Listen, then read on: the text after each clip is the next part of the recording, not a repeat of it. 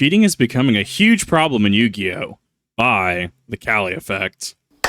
Class, about a few weeks ago, a player was allegedly disqualified for cheating at one of the biggest events this year. Okay. Crazy! And this really isn't an outlier. I've witnessed a countless number of times on stream and in person where players unintentionally and intentionally cheat. My biggest fear is that this could happen to you and it could cost you at your biggest moment. So in today's video, big dogs, I'm going to be breaking down some of the most common ways that players will try to intentionally and unintentionally cheat, because it does happen very often. Let's go ahead and jump on in. I mean, let's be honest though, it is a game of RNG, right? Sometimes your opponent is just every single game, even if you're going all 3 rounds, right? 1-1 and then into final, sometimes they're just going to have like that one miscellaneousaurus in their hand all game, like every single game. Or they're going to draw into that one of like change of heart every single game. Sometimes that can happen, but this honestly is a really, really big issue. And I figure it's only fair that, you know, looking at Magic the Gathering cheating, right, as we did recently, it's only fair to look at the Yu-Gi-Oh! Side of things as well. Going on with that was smooth, big dogs, and it is an amazing day for Yu-Gi-Oh! I hope that your day phenomenal, but if it isn't, don't let what happened at the beginning of your day ruin the rest of your day. Cheating in Yu-Gi-Oh! Is one of the most controversial things that happens. And it's mainly because, like I said earlier, Yu-Gi-Oh! Is so complex, sometimes players can intentionally cheat, meaning that they are actually meaning to cheat you, and unintentionally cheat, meaning that sometimes they may forget how card effects work, they may not have read the card correctly themselves, and just about anything in between. Now, one quick to be fair, so when we talk about that, right, it's like looking at, like, because I play Yubel, right? I forget what Nightmare of Yubel does, Nightmare Throne does constantly. I have to go and read it, right? Sometimes you will just enter a game state where it's like, I don't know, you have like Promethean Princess on board, and then they summon, while Promethean Princess is on board, they summon a dark attribute, right? And it's like, that's not malicious, right? I think non-malicious cheating after X attempts should be a DQ. 100%. And if it's a repeat offense, like say you go to like 3 YCS and 1 YCS probably, you know, because that's pinnacle, right? Or if you go to like 3 regionals and every single time you're caught doing, you know, unintentional cheating, I mean, that's got to have some sort of repercussion on it, right? If it's found to be malicious, right? Like it's actually malicious, they're trying to genuinely cheat, that should just be a permaban, 100%. Advice that I want to point out to my students that are going to Seijin events is that it doesn't matter if it's unintentional or intentional. Konami still will ban you. And to be honest with you guys, how Konami works, they really don't need proof. They ban Yu-Gi-Oh! Players just over hearsay, so take cheating incredibly serious. In this video, I'm going to be breaking down 3 different stages where you can identify the possibility of being cheated. There's the before the event or the gameplay takes place, during gameplay, and after gameplay, and all 3 phases are incredibly important. And I'm not 100% sure if I will catch some of the most common ways that players cheat, so if you guys have even more ways, go ahead and let me know down below in the comment section too. This video might be deserving of a part 2, but let's go ahead and jump on in and start off by the beginning phases. I think that it's really important as Yu-Gi-Oh! Players that you guys understand the event that you're going to. If you guys are playing inside of your friend group, there are some things that are a little bit more acceptable within that friend group than if you were playing at a sanctioned tournament. Like, for example, oftentimes players will play with illegal cards, whether they're cards that haven't been released yet, proxy cards, or even fake Yu-Gi-Oh! Cards. I want you guys to understand that when you're playing in that type of setting, those are the things that typically happens. Let it go. I want to point out that those are the times that it's a lot more acceptable to be using those cards. But when you get to a sanctioned event like a locals level event and higher, it is absolutely a no-go. It's the same in Magic, right? Look, if we're playing Magic, I better not, if I'm actually like playing in a tournament, like at an LGS, I better not see a single proxy. Especially, even if you're playing like older formats, like, well, we are playing Vintage, and you know, my Black Lotus is in my safe at home, I'm gonna use a proxy. No, if you're gonna use Black Lotus, use Black Lotus, right? I'd be running 4 Shahrazad if it was legal in the format. I'd be running the actual card. If you want to run it, you're running it, right? For all intents and purposes. And like, the game is cost prohibitive. I'm not going to say it's not. Fiendsmith Engraver on launch, I bought my Fiendsmith Engravers for like, what, 105, 110 each on a little bit of a downward trend. And obviously they've gotten a reprint recently, right?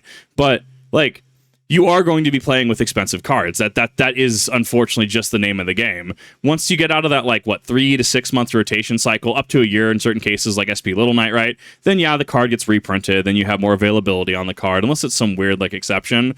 But, like, if you're playing optimally, you unfortunately are going to be paying a price tag. You're going to be paying that tax to be on the cutting edge of meta. That's always been the case, right?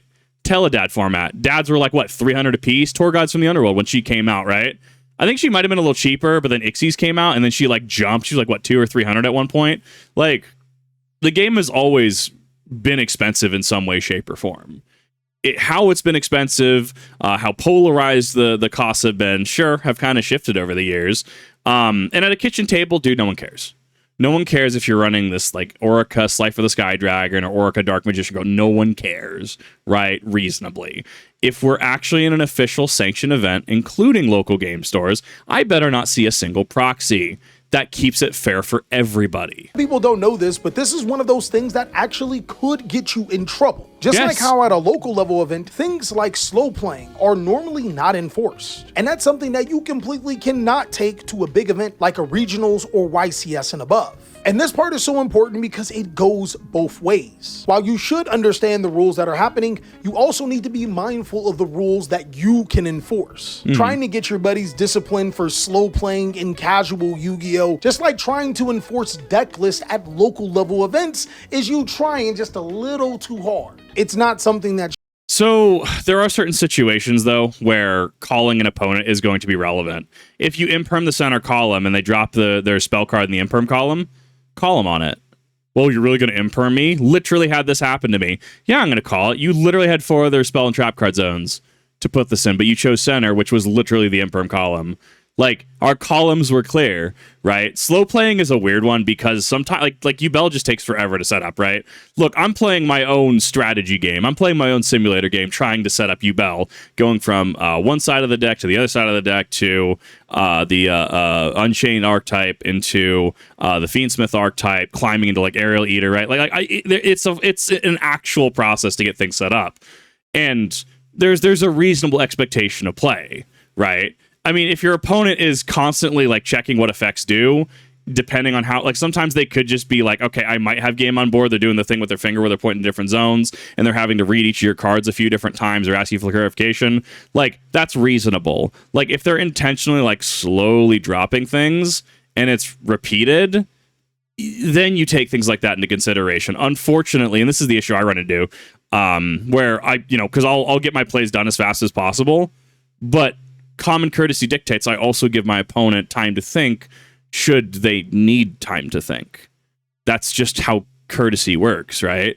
They might take a little bit more time. They might be unfamiliar with the deck. They might take a little bit more time to understand what they're doing. They might not be familiar with synchro climbing, right? And as much as you can, tap your foot and be impatient, you have to give them that opportunity as a good sport. should happen, but if you're the player that is enforcing this at every step of the way, players are going to start calling you a rule shark. Yeah, and exactly. especially if you're doing it when you're wrong, that is a form of cheating. It's trying to abuse the system to get some wins. I can see again, that. guys, really important that you understand the type of event that you're going to and the rules that will be enforced. Now for those big tournament events that require deck list and above, all of these rules apply. The first thing that you should do when playing Yu-Gi-Oh! Is make sure that the game state is represented correctly at all times. Right. Game state means that the cards are being placed in their correct spots, cards are being used in the correct way, and things are being visually seen all in the same manner. Like, for example, when you very first sit across from your opponent and start bringing out your accessories, make sure 100% to bring out your extra deck and your side deck and place them on the table along.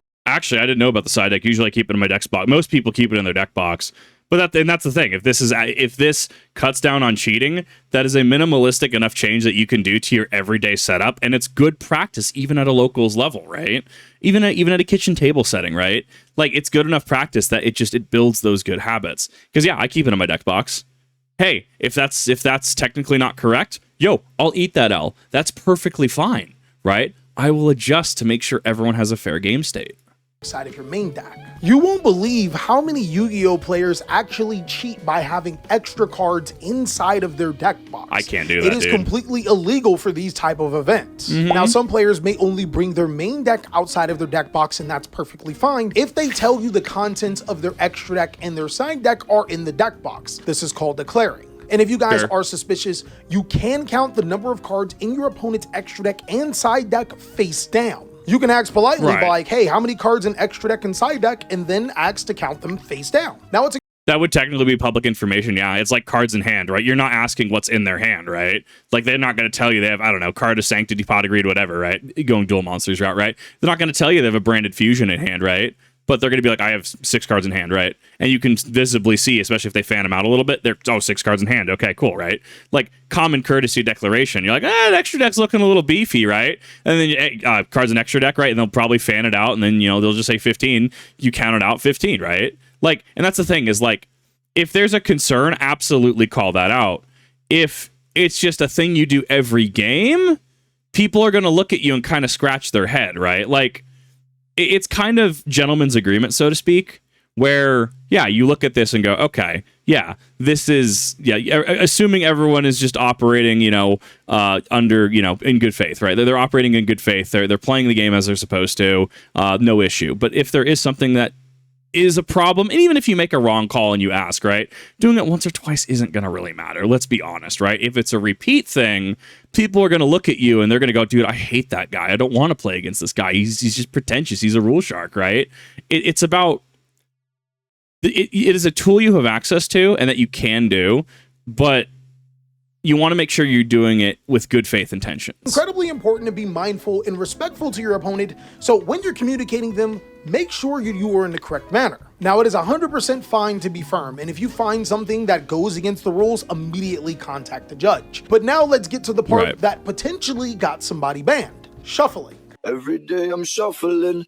So class, it almost feels like a lost art when it comes to shuffling and how to present your deck. Now, I'm not gonna lie, it has been a little concerning because I've noticed that players have been shuffling their deck a lot different. I have been seeing players shuffle their deck like this, which I've seen that for a number of years and I currently do this. I'm very curious what method he's gonna present. Is, I don't know, that's them looking at their deck as they shuffle. I don't know if they think that their cards are gonna fall out or something. I double sleeve most of my stuff, so because I have thicker cards and because I'm trying not to jam the edges together, I do this, but obviously I make sure to keep the image pointed down. I mean, I've been doing this since L5R, Naruto CCG days, Hidden Arsenal 1 format, and, whatever, right? Like, I've been doing it for a hot minute, but, like, if there's just a better method that increases randomization, like, I'll solitaire shuffle, but you can't, like pile shuffle where you make, like, I don't know, like, 5 or 10 piles on the table and you just, one in each, and then you do rinse and repeat until you just pile shuffle them all together.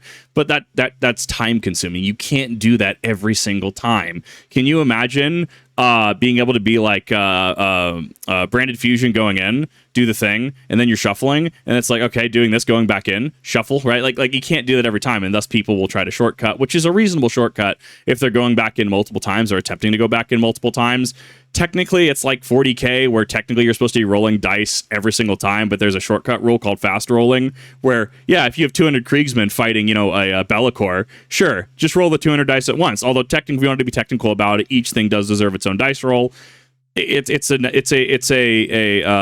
That in that case of 40K, it's actually a rule. It's fast rolling, but like it's just a shortcut, right? As long as you're not cheating, as long as you're not being weird about it, no one cares if you're going to go back in multiple times, and it saves time in the game state in a game where game one can almost take you to time in a lot of cases. But that's absolutely a no-go. The correct way to shuffle your deck and how your opponent should be shuffling their deck is away from their body and eyes. Yeah. If you see a Yu-Gi-Oh player shuffling their deck or your deck like this, I can see that. Ask them to look away when shuffling. This can either be done like this, or it can be done like this. I prefer like this because as your opponent is shuffling your deck, you can make direct eye contact at them and make sure that they're not stacking their Yu-Gi-Oh deck. Right. So, hey, look away. So then you look away, but they could be doing the thing that they're trying to call you out on, right?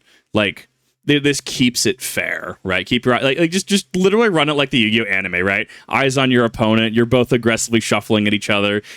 Like Merrick taking a Thames deck and just shuffling it while looking at it. Do that, man. Make a fun game or a bit out of it. And by the way, if you ever wondered how these sleeves, so lovely and so nice, they're actually about 2 months old. These are Raven Wing sleeves that you can buy on TheCaliEffect.com. Raven Wing sleeves are easily the #1 sleeve in Yu-Gi-Oh! And they just so happen to be the cheapest. So if you guys want to support the best channel in the world and also get something in return, you can go to TheCaliEffect.com and pick up your Raven Wing sleeves today because they're phenomenal. Now, another way that players, especially if they're that fresh, dude, I'd pick them up for, I'm building like hyper expensive blue eyes. Like I got my dueling, dueling mirrors blue eyes triplicate set because I'm trying to build really funny blue eyes. Oh, dude, I do it. If they're that fresh, let me know.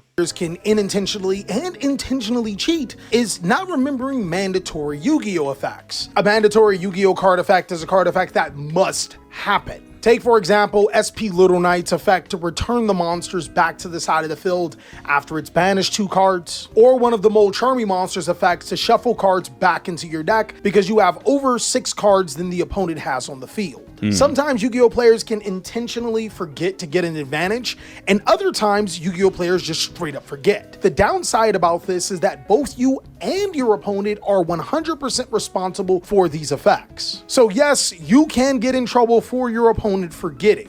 The best way to avoid because at that point, especially if it's open game state, right? Like if it's open knowledge, like they played a Molcharmy, right? The Molcharmy is going to be in their graveyard, right? Like it is going to be open knowledge that, like, I don't know, I dropped a DPE on board, and that in DPE uses effect to pop, say, him and one of my opponent's monsters, right? And then it's in the grave, right? Like, not that I don't think it's a mandatory. I think you can miss it, right? But like, point being, right? That's public information, and you reasonably can call people out on that, right? It's burden of responsibility falls on both players in that capacity is what he's trying to say. This is to actually declare card effects out loud. This information is so ridiculously helpful. We actually used to do this in football. Dude, I don't understand this, bro. Maybe it's because I came from L5R. Like, that's the thing. This is the thing that kills modern Yu-Gi-Oh for me, right? Look, Legend of the Five Rings had its time, okay? I understand that, right? It was a different game. It was a different clientele. Okay, the environment was just different, right? When we talk about like actually declaring things out loud, this is lost on so many people, right? Look, we make fun of Yu-Gi-Oh being hypertism game. Dude, I love it. It's hypertism game. We have problem solving card text. We have the ability to go through things. You solitaire out, shuffle. The game feels good to play in a lot of ways. Sure, Yu-Gi-Oh is a silly game in the competitive sphere. Don't get me wrong. That's one of my favorite quotes I've ever heard from from a guy I used to know. It's so true. It's like, how do I word it? Yu-Gi-Oh being played, and I've talked about how the one LGS I went to, and this is like, God, 6 months ago at this point, dude was playing like, this is where the Fiendsmith Lacrima ban. This was like the extra deck one. Like, dude was like hyper, like focused, just like solitaring through plays with Lightsmith Fiendswarm pile, right? And there was like, he gave relevant windows, but he's not declaring anything, right? So I think back to like what made something like L5R great for me. What makes the Pokemon TCG great in a lot of ways for me, right? It's that people actually declare things. Cool. Dracloak, Recon Directive, Reveal 2, right? Like actually declaring what you're doing. And I wonder how many people feel similarly, because like, I want to interact with my opponent, right? My opponent doesn't have to like me. My opponent can be indifferent on me for all I care. Just tell me what you're doing, right? And honestly, it does open up the doors for a lot of funny interactions, right? Me playing Yubel against the guy who said Imperm Column really in middle, dude. I'm like, hey, like you can't use Phantom of Yubel for fusion, right? I was being additive and letting him know if you go against Yubel in the future, you cannot take a Phantom as fusion material. It says it on the card. They're trying to cheat you, so right? It opens the door for that. I want a more communicative game state, but a lot of modern Yu-Gi-Oh feels like people don't want to talk, and that kind of kills the game for me. It's a very odd problem to have. QB comes in and tells us to play, we would all say it out loud, so we would know what we're doing, when we're doing it, and how we are doing it. Makes sense. Very powerful. This isn't 100% foolproof, but it helps you and your opponent remember 1,000%. Like for I almost wonder. I obviously meme a lot, right? Because we do a lot of military on Kip Reacts. It makes me wonder, because they have things like make a hole, right? Or they'll like it, like, hey, get out of the way, like someone coming through, right? Which, oh my god, is so cool. I wonder, military playing children's card games, I feel that would be a very funny series, right? Like get somebody like Tomoe Umare, right? Funny horse girl VTuber, who's like, you know, has military experience, and just have them do things. I wonder what the communication level is like. But I also like brain thought experiments like this, because like maybe Yu-Gi-Oh feels really stale in a lot of ways, and I feel a good way to change some of this is the game being approachable and being able to get people in. But the game does feel very exclusive and bars entry in a lot of ways, because of the price point, because of how complex it is. Yu-Gi-Oh is a complex game for all intents and purposes, right? Like, I feel that more people coming into the game rather than leaving the game, which a lot of people did around the time Fiendsmith was, you know, really, really big, right? Like, I think that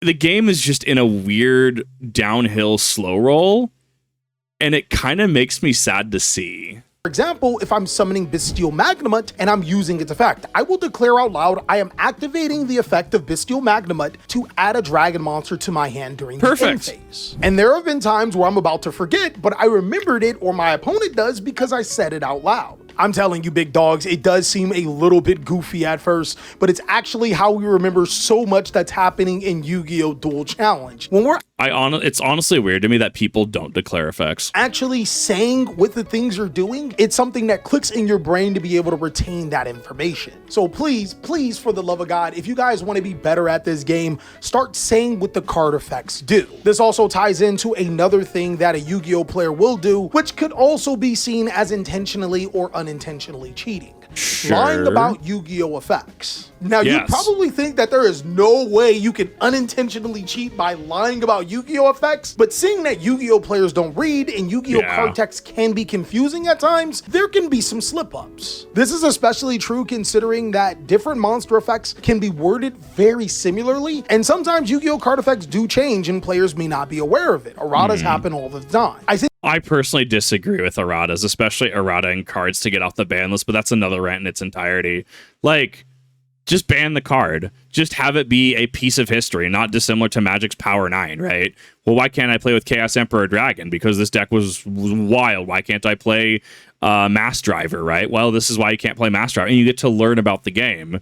Then you, like, nerf Chaos Emperor Dragon. It's just like, or like Red Eyes Darkness Metal Dragon, or nerf something like Future Fusion. It doesn't even function the same in it. Just make a new card. Make a new card inspired by the card, much like Yu-Gi-Oh! Does already. Right? Well, they'll reference other cards with certain cards. What's a good example? It's not the example I'm going for, but like how you have like Paladin, a white dragon for blue eyes. I think we have Paladin, a black dragon for red eyes, right? Like clearly invoking like similarities between the archetypes, right? The dragons, red eyes and blue eyes, respectively, you know, being pillars of Yu-Gi-Oh! Fandom, right? Like, I don't know. Like this is an odd one to tackle. A really good example of this was Promethean Princess when that card first came out. Yes. This card says you can only special summon fire monsters when this card is on the field. And quite a few Yu-Gi-Oh! Players actually mistook this card for you can only special summon fire monsters for the duration of the turn. They also thought that if this card effect was negated, you were still locked into only summoning fire monsters. And my first time playing against this card, I was one of those Yu-Gi-Oh! Players that thought that. So going back to what I said previously, it really does help to say what the cards do, but it's also really important that if you don't know what your opponent's card does, you ask some questions to get clarification. Ask if it's that particular card's effect that can be used once per turn, or if it's the card's name that can only be used once per turn. There's a huge difference between the two. Ask what type of card effect is it? Is it an ignition effect, a trigger effect, a quick effect, a continuous, anything like that? And also be sure to ask what are the requirements to use this card. A lot of times from what I've observed, if a player is intentionally trying to cheat, they'll be forced to play the card correctly because now that information is out. Because if they intentionally try to play the card wrong after knowing what the card does, then that's something that can be a big problem for them. And don't always take your opponent's word as law. If you are unsure about a card effect, make sure to read the card. And sometimes even if you're not sure, just call a judge, right? Yubel has 0 attack and defense. I was fighting something. I don't remember if it was White Forest or whatever. I don't remember what I was fighting. But there was a card effect that activated that that lowered the target monster's attack points and thus allowed it to have an effect.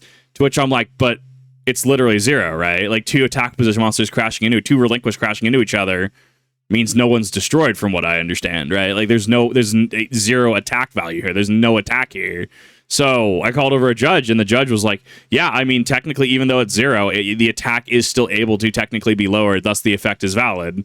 While I might disagree with it, as it turns out, just because I may disagree with something doesn't necessarily make it correct, right? If that's how it works, that's how it works, right? So, and then that's now future knowledge for me of, well, even though it's zero attack, it still can be modified technically below quote unquote below zero, even though it remains zero. Like it would still like Insight Master, like it would still count as like red, right? I would assume like a red zero, showing that the attack is lowered, but it's still zero.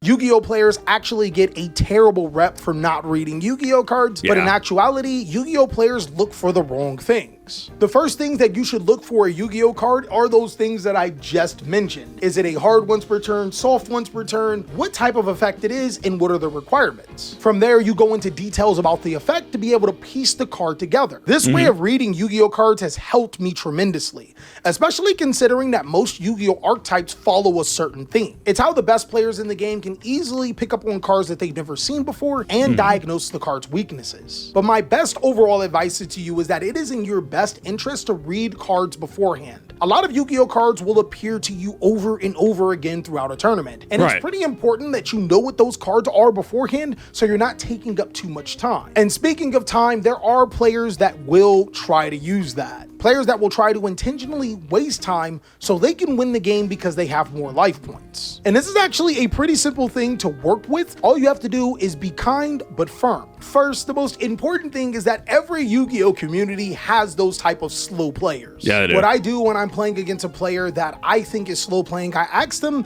if they're thinking right now when they take a little bit too much time. So I ran into, this was unironically with the Fiendsmith Lightsworn player, because as we get closer to time, like, 2-minute warning is called, like, I intentionally play faster because I want to give my opponent time, but then it gets to my opponent's turn. I would have won had I just stayed there for like 2 minutes, right? Because I still had valid plays I could make, but my opponent, I feel, could technically call me on slow play. And then it goes to their turn, and they're playing normally, and like they're just like reading card effects, like my card effects on field, and I'm just sitting there like, what is fair in regards to time? I feel that there needs to be a really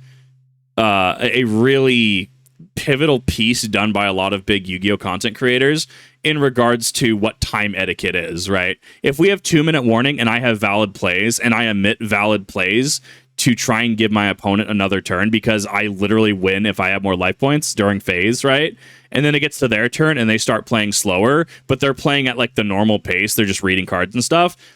Is that fair? Am I unfair to myself? I think we get into a really big gray area there. And because time becomes an issue, it actually makes the game a little more unapproachable to me, because I might try to play faster in respecting my opponent and trying to play in a way that I'm not trying to play for time. But then my opponent is just, reading card, play this, declare effect. And they're just, there's a mismatch in expectation there. And I feel that at its core, the complaint once again comes up with time. Konami, the game has evolved at this point. If we have games like Yubel, like decks like Yubel specific, it's what I happen to play, right? Or even Branded, right? Synchro climbing, right? We have decks that can take 10 minutes on a first turn. Your timer needs to go up from 45 minutes. It has to. It's when you clear game 1 at 30 minutes, that's a problem. You can maybe get halfway through game 2, right? But a game 3 starts to become out of the question. It almost becomes a sudden death round. So you start to wonder why cards like Spooky Dogwood pop up, right? You wonder why certain burn cards, especially if they're generic, like probably like Gaga Cowboy, right, will probably see their place in certain aspects. Time is such a weird game rule to work around right now, and I think that a chess clock would. I don't know if it fixes it, right? Because even then, Master Duel matches still take a hot minute, even with the generous chess timer. After they say yes, the first thing I do is fan out my graveyard and tell them how many cards I have in hand. From there, it genuinely goes from a case-by-case basis and based on how many actionable moves there are. If there's no actionable moves they can do, then tell them, Hey boss, you know the cards I have in my hand in my graveyard?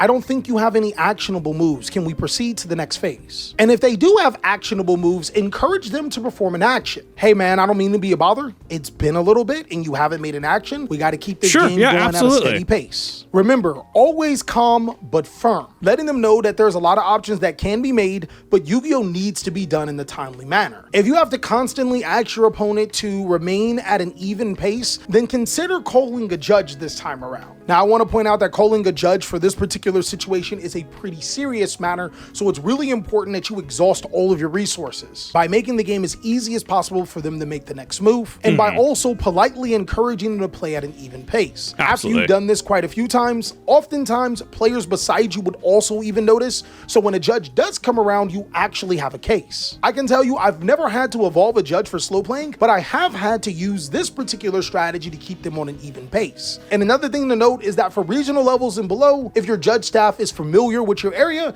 they know who those SO players are. Those particular players develop a reputation, and it's normally not a good one. Now, we went on before the games and during the games. The last part of this video is after your games, and this is where a lot of people mess up. It is incredibly important to never tell people what you are playing or spreading information in between rounds. One of the biggest way that players soft cheat is by conveying information of deck lists between rounds. Oftentimes, they'll have players scout your information to give the information to your opponent so they have a clear advantage. This ironically happened to me in my first Yu-Gi-Oh tournament, and is the reason why I got second place. I'm still salty over it. Yeah. And another time it happened, I actually got top 8 instead of first place because I blabbermouthed information. Big dogs, I know you guys are excited about your games, but telling everybody the cards that you play, the things that you do, and the text that you have made, it's normally not a good idea. No. It's almost the exact same thing as going out into the football field and telling them the formation and the play you are going to do. Now, I've done that, but that's just because I'm a cold motherfucker. But it's... I mean, take what I do, right? SCA, sword stuff, right? You know, when I'm able to get out and do it, right? If I talk about how I have a mean thrust, maybe people are going to start passing step right and left, right? They're going to maybe try to avoid that mean rapier thrust down middle, right? Or if I'm telling people, man, I generally, I found a lot of luck swiping, doing a right to left cut, right?